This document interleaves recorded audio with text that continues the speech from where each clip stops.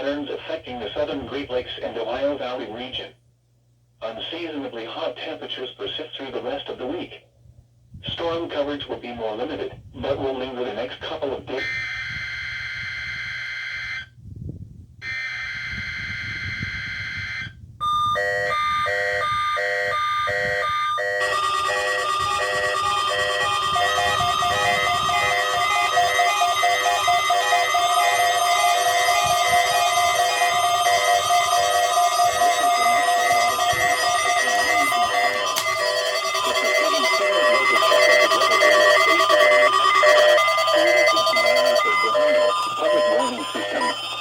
During potentially dangerous weather situations, specially built receivers will be automatically activated by the signal to warn of the impending hazard.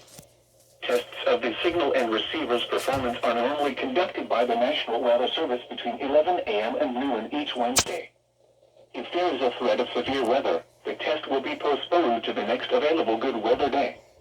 Reception of this broadcast, and especially the warning alarm tone, will vary at any given location. This variability, normally more noticeable at greater distances from the transmitter, can occur even though you are using a good quality receiver in good working order.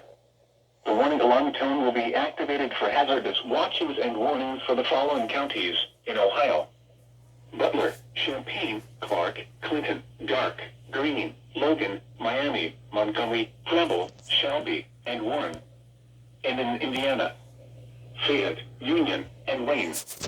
This concludes the weekly test of weather radio station WXJ 46 Miamisburg, Ohio.